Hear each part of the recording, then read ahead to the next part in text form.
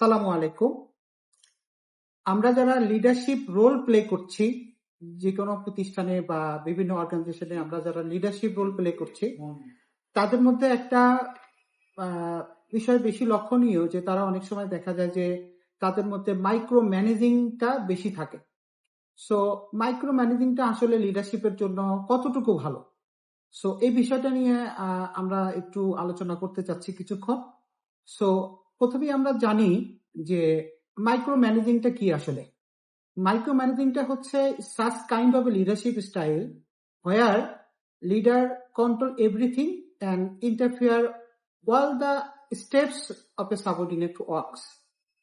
দেখা যাচ্ছে যে সাবঅর্ডিনেটদেরকে কাজ দেওয়া হচ্ছে, কাজ দেওয়ার পরে তাকে সার্বক্ষণিক তাকে নিয়ন্ত্রণ করা হচ্ছে, সার্বক্ষণিক তার প্রতিটা স্টেপসে হস্তক্ষেপ করা হচ্ছে। এই বৈশিষ্ট্যকে বলা হচ্ছে মাইক্রো ম্যানেজিং। এখন বিষয় হচ্ছে যে মাইক্রো ম্যানেজিংটা আসলে লিডারশিপের জন্য ভালো না খারাপ। সো এটা নিয়ে একটু কন্ট্রাডিকশন আছে বা দ্বিমত পোষণ করে অনেকেই মনে করেন যে নতুন কর্মী যারা বা প্রতিষ্ঠানে যারা নতুন জয়েন করছে তাদের ক্ষেত্রে আসলে মাইক্রো ম্যানেজিংটা দরকার আছে। এগ্রিড। কারণ হচ্ছে নতুন যখন আমি একজনকে কাজ শেখাবো তখন তাকে ঘন ঘন সুপারভিশনের প্রয়োজন হয়। সো ঘন ঘন সুপারভিশন না করলে দেখা যাচ্ছে যে তার সেই কাজ শিখতেও পারবে না এবং তার ভুল হচ্ছে কিনা সেই ব্যাপারেও কিন্তু কর্মীরা কিন্তু ফিডব্যাক পায় না। সো এই ক্ষেত্রে কিন্তু আপনার হচ্ছে যে মাইক্রো ম্যানেজিংটা প্রয়োজন পড়ে। আরেকটা বিষয় হচ্ছে যখন আপনি কোনো ক্রিটিক্যাল কোনো প্রজেক্ট যখন কমপ্লিশন করবেন, আপনার টিম মেম্বারদেরকে দেওয়ার পর আপনি যদি সেটা সুপারভিশন একেবারেই না করেন তাহলে দেখা যাচ্ছে যে আপনার ওই প্রজেক্টের আলটিমেট রেজাল্ট আসে না। সো দ্যাট ওখানেও একজন লিডার হিসেবে তার হস্তক্ষেপটা প্রয়োজন হয়ে পড়ে। আচ্ছা, এখন আছে যে মাইক্রো ম্যানেজিং এর যে ইতিবাচক আমরা বিষয়গুলো দেখলাম তার চাইতে আসলে নেতিবাচক দিকগুলোই কিন্তু বেশি পরিলক্ষিত হয়। ফর এক্সাম্পল, একজন মাইক্রো ম্যানেজিং লিডারশিপের যে বৈশিষ্ট্যের মধ্যে প্রথম হচ্ছে তিনি কি করেন, তিনি তার টিম মেম্বারদের কাজ দিয়ে এবং তার সাবঅর্ডিনেটদের কাজ দিয়ে সবকিছু হচ্ছে নিয়ন্ত্রণে রাখতে চান এবং সে কাজটা যেটা ডেডিকেটেড করেছে বা আপনার যে কাজটা তাকে দেওয়া হয়েছে তার প্রত্যেকটা পর্যায়ে হচ্ছে হস্তক্ষেপ করে। সো এবং দেখা যাচ্ছে যে এই মাইক্রো ম্যানেজিং লিডারশিপের আরেকটা নেতিবাচক দিক হচ্ছে দেখা যাচ্ছে যে আপনার ওই টিম মেম্বারদের উপর আস্থা রাখতে পারে না লিডাররা। যে কাজটা দেওয়া হচ্ছে সেই কাজটা ফুলফিল সে করতে পারবে কিনা এই ব্যাপারে একটা অনাস্থা, একটা সম্ভাবনা থেকে যায় লিডারের মধ্যে। আরেকটা হচ্ছে যে এই এই ধরনের লিডারশিপ স্টাইলের ক্ষেত্রে লিডাররা সাবঅর্ডিনেটদের যদি কোনো মতামত থাকে সেই মতামতকে গুরুত্বের কোনো তোয়াক্কা করেন না বা গুরুত্বকে প্রাধান্য দেন না।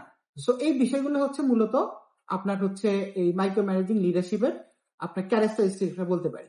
এখন কি হয় এটার যে নেতিবাচক ফলাফল যদি আমরা আরেকটু যদি আলোচনা করি তাহলে প্রথমে আমরা যেটা পাবো, এই ধরনের লিডারশিপের আন্ডারে যখন সাবঅর্ডিনেটরা কাজ করে বা টিম মেম্বাররা যখন কাজ করে তখন তারা স্বাধীনভাবে কাজ করতে পারে না, ফলে তাদের মধ্যে ক্রিয়েটিভিটি এবং পাওয়ার অফ ইনোভেশন ক্যাপাসিটিটা কমে যায় এবং তারা কর্মে আস্তে আস্তে ডিমোটিভেটেড হয়ে পড়ে এবং তারা যে কাজটা করছে সেই কাজে আসলে তাদের নিজস্বই কোনো কনফিডেন্স গ্রো করে না। পাশাপাশি তারা যদি ডিমোটিভেটেড হয়ে পড়ে তাদের কেরিয়ার গ্রোথ অপরচুনিটিটা কমে যায়।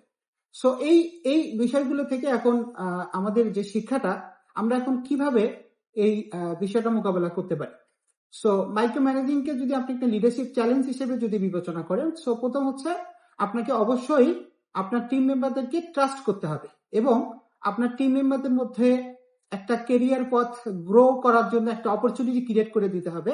হ্যাঁ, আপনি সুপারভিশন করবেন সেটা একটা নির্দিষ্ট লেভেল পর্যন্ত, বাট সেটা যদি একদম ফাইনালি একদম কাজটা কমপ্লিট হওয়া পর্যন্ত আপনি যদি কমপ্লিট যদি ইন্টারফেয়ার করেই যান সেই ক্ষেত্রে আপনার সাবঅর্ডিনেটদের মধ্যে বা টিমের মধ্যে কিন্তু আসলে ওই কাজ করার যে একটা স্বাধীনতা সেটা কিন্তু থাকে না এবং তারা নিজেরাও তাদের কেরিয়ারটাকে সেভাবে গ্রোথ অপরচুনিটিতে নিয়ে যেতে পারে না।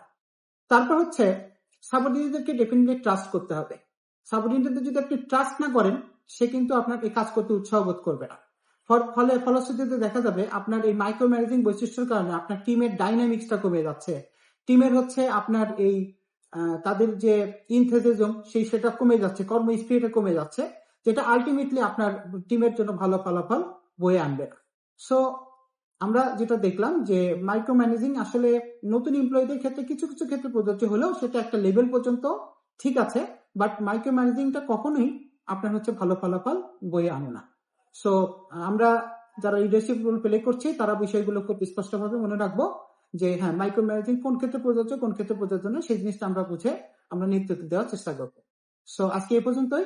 Thank you.